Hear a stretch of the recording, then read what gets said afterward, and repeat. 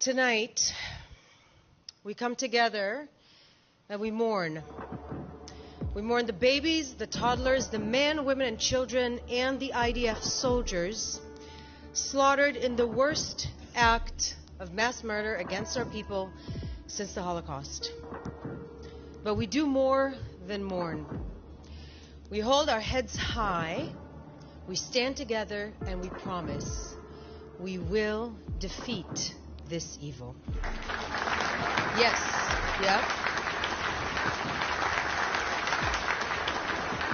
Yes, we are in shock. We are. But we should also not be surprised. What we have experienced on and since October 7th was sadly predictable. We warned against it. There were two elements coming together in the horrific, perfect storm of October 7th. The first is the danger of radical Islam, or more accurately, the radical Islamic Nazism that is constantly lurking at Israel's border.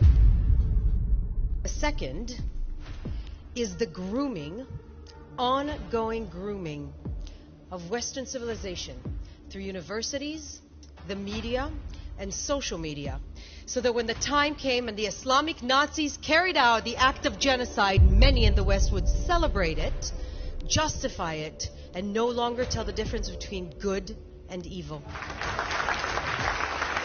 We warned you. We warned you of what from the river to the sea Palestine will be free looks like. We warned you of the dangers of that slogan being used for likes and shares and celebrity virtue signaling on TikTok and Instagram. On October 7th, Hamas showed us what from the river to the sea really means. It means itbach el Yahud, slaughter the Jews. And in the last week, in Western cities and universities around the world, we see the two chants side by side at gatherings where would-be murderers rub shoulders with their Western useful idiots.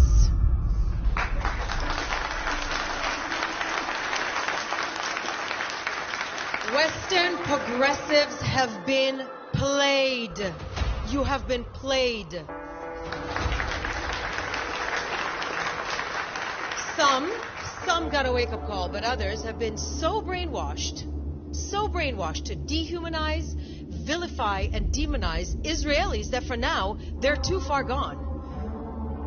Now, nothing's new under the sun. We've seen it for over 3,500 years of Jewish experience, lived experience. It's the generational trauma that we carry in our bones. That is our Jewish privilege. We warned that this disproportionate obsession with Israel, this dehumanization of Israelis, of Zionists, of the IDF was nothing but the oldest hatred with new words, and we warned where it would lead, and we are devastated to be proven right. This demonization of Israel is not progressive, it's not peaceful, and it's sure as heck not going to free Palestine. It is a modern-day blood libel calculated to incite, pave the way for, and then justify a genocide. Israel is one of the greatest stories ever told. Its vilification is one of the greatest smear campaigns in the history of the world. This evil, this radical Islamic Nazism lurking on our borders has been waiting for the chance to exterminate our Jewish democratic nation state. It looked the future in the eye. It saw a possibility of Israel at peace with the region, and it didn't embrace it. It set out to exterminate it before it was even born. But we have news for you. When we say never again, we mean it. When you tell us that you want to kill us, we believe you. And when you set out to do it in the most horrific of ways, we will defeat you.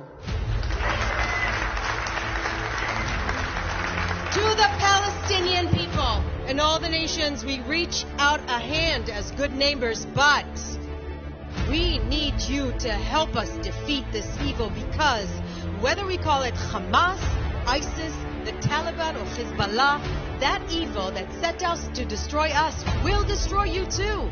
We know that you understand this. We know that you understand this better than the so-called activists on your campuses and the social media keyboard warriors in our Twitter feeds. And now is the time to act.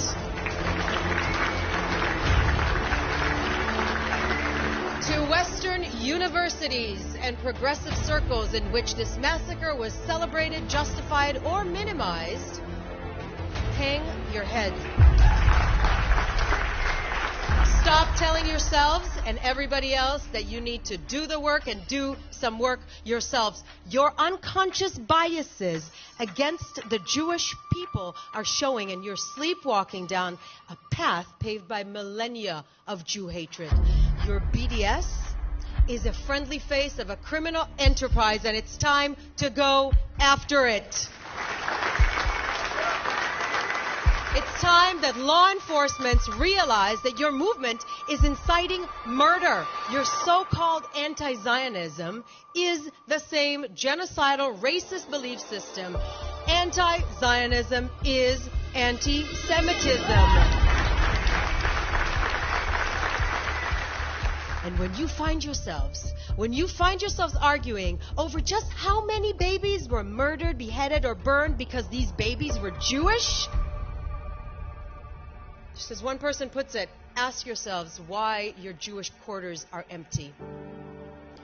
What happened in Kibbutz Be'eri and Kibbutz Nir Oz at the Supernova Music Festival was so sadistic, so barbaric and brutal that the word terrorism is too good to describe it. But if you can't even call it that, if you hide behind words like militants, it's complicated. Well, but the occupation, resistance, or decolonization, if you can't unequivocally condemn rape, beheading, or torture of innocent and the kidnapping of grandmothers, some Holocaust survivors from their sick beds, then you are witless pawns in a propaganda machine you don't even know you're being played by.